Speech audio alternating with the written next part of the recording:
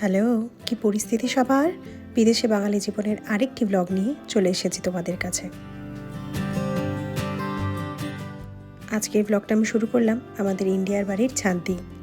এই ছাদে বেশ অনেক কটা ফুল গাছ লাগিয়েছে আমার শাশুড়ি মা আর শ্বশুর মশাই। তবে প্রতিনিয়ত তাদের টেক কেয়ার করাটা কিন্তু বাবাই করে থাকেন। গোটা ছাদ ভর্তি কত ফুল ফুটেছে দেখো। বাড়িতে এরকম গাছ যে আমার কী ভালো লাগে।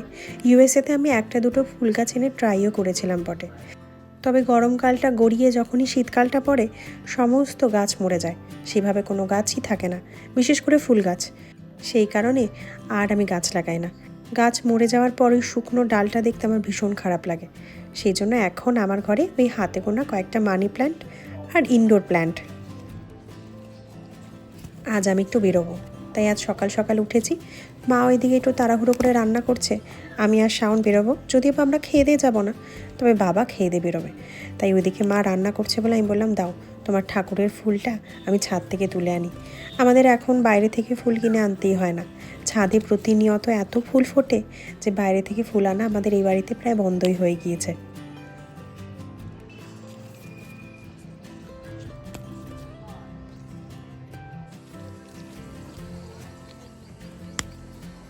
নিজের হাতে তৈরি করা গাছের ফুল ঠাকুরের পায়ে দেওয়া এ যেন এক চরম শান্তি, খুব ভাল লাগে। তারপরে ঠাকুরের মন্দিরটা যখন এই ফুলে পুরো ভরে থাকে, দেখতেও কিন্তু দারুণ লাগে। আমাদের আর ইন্ডিয়াতে কয়েকটা দিনই বাকি, এবার রওনা দেওয়ার পালা। তাই কয়েকটা দিন চূড়ান্ত ব্যস্ততার মধ্যেই দিনটা কাটছে, আর দিন যেন একেবারে চোখের পলকে শেষ হয়ে যাচ্ছে। আজ একটু শাওন আর আমি বেরোবো, কয়েকটা নিজেদের কাজ রয়েছে সেইগুলোই সারতে। তবে ইচ্ছে আছে আজ বাইরে থেকে একটু খাওয়া দাওয়া করব। চাইনিজ খেতে আমি ভালোবাসি, আর আমেরিকায় আমি আমার মনের মতন চাইনিজ পাই না। তাই আজ ইচ্ছে আছে চাইনিজই দুপুরে খাবারে খাবো। দুজন মিলে বেরোবো, হাতের কাজ সেরে খাওয়া দাওয়া সেরে বাড়ি ফিরবো। তোমাদের সাথে কত গল্প করে ফেললাম, এখনও আমার ফুল তোলা শেষ হয়নি। এত ফুল ফুটেছে, তখন থেকে ফুল তুলেই চলেছি, তবে শেষ আর হচ্ছে না। ইন্ডিয়াতে কাটানো প্রত্যেক কটা আমাদের দিন এই ফুলটার মতনই সতেজ। তবে যখনই যাব বাড়িতে, সেই মুহূর্ত থেকে আমাদের মন মরা শুরু। শাওন আমার সামনে অতটা দেখায় না, তবে আমি যে ওভার এক্সপ্রেসিভ, তাই আমি না দেখি আর পারি না। কান্নাকাটি অনেক কিছু আমেরিকা যাওয়ার পর 2-3 দিন চলবেই।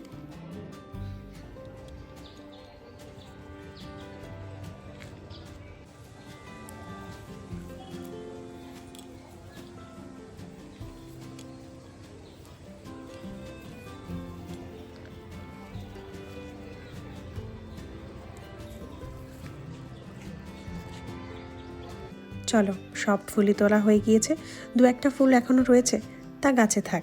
একেবারে ফুল গাছ থেকে সব তুলে নিলে বড্ড বেশি ন্যাড়া ন্যাড়া লাগে।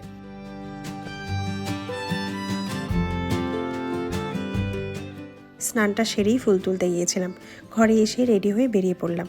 কেনাকাটা কিছু করব, সাথে ব্যাংকেরও কয়েকটা কাজ আছে, তারপরেই চলে যাব খাওয়া দাওয়া করতে। চলে এসেছি গড়িয়াহাটের সাংহাইতে। তোমাদের তো শুরুতেই বললাম আজ কেবলই চাইনিজ খাবো। চাইনিজ আমার সব থেকে বেশি ফেভারিট। মোটামুটি কাজ সারা শেষ, এখন খাওয়া দাওয়া করে বাড়ি ফিরবো। ওইদিকে খাবার অর্ডার দেওয়া হয়ে গিয়েছে। এই ফেসটা আমার সব থেকে বেশি বিরক্তকর লাগে, এই রেস্টুরেন্টে খেতে এসে মিনিমাম 10 থেকে 15 মিনিট বসে থাকা। দীর্ঘ প্রতীক্ষার পর অবশেষে আমাদের খাবার চলে এসেছে। 10 থেকে 15 মিনিট নয়, মিনিমাম 30 থেকে 35 মিনিট মতন ওয়েট করলাম। তারপরে এখানে এসেছে একটা চিকেন ফ্রাই।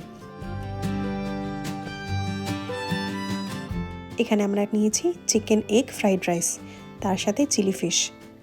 চিকেনটা বেশ ভালোই ছিল খেতে, আমার প্রথম পাতে বেশ ভালোই লেগেছে। আর পেট ভর্তি ছিল, অনেক খিদে। প্রথমেই চিকেনটা হাপসে উপসে খেয়ে ফেলেছি। এবার ফ্রাইড রাইসের পালা, ওনারাই সার্ভ করে দিচ্ছেন। ফ্রাইড রাইসের সাথে আমি চিলি চিকেনটা নিয়ে নিই, তার কারণ চিলি ফিশটাই ভাবলাম আজকে একটু ট্রাই করি। এখানকার শুনেছি চিলি ফিশটা ভালো, খেয়ে দেখি কেমন দাঁড়ায়। এই ফ্রাইড রাইসটাই আমি খুঁজি আমেরিকাতে। তবে এই ফ্রাইড রাইসটা আসলে আমাদের মুখের স্বাদ অনুযায়ী তৈরি, তো এই টেস্টটা আমি কখনোই আমেরিকাতে পাই না। তাই জন্য আমি যখনই চাইনিজ খাই, বেশিরভাগ টাইমে আমি বাড়িতেই বানিয়ে খাই। এরকম চাইনিজ যদি একটু আমেরিকায় পেতাম, অন্তত মাসে একবার তো একটু চাইনিজ খাওয়া যেত। চলো এবার খাওয়া দাওয়া শুরু করি।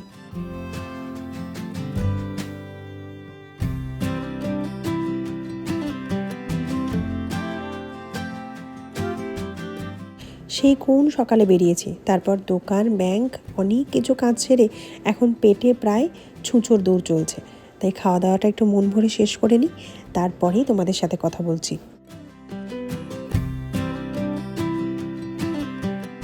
এখন আমরা আসলাম, পাশেই ছিল বলরাম মল্লিক। সেখানে কি দারুণ দারুণ মিষ্টি দেখো, আহারে জিভে একেবারে জল চলে আসছে। ওই আম দইটা তো আমি খাবই খাবো, আমার সব থেকে ফেভারেট এই বলরাম মল্লিকের আম দইটা। ইচ্ছে মতন একটা নিয়েও নিয়েছি আম দই। দইয়ের একদম তলায় একটা ম্যাঙ্গো পাল্প মতন দেওয়া, দুর্দান্ত খেতে। কোনো দেশই পারবে না এরকম একটা আম দই বানাতে।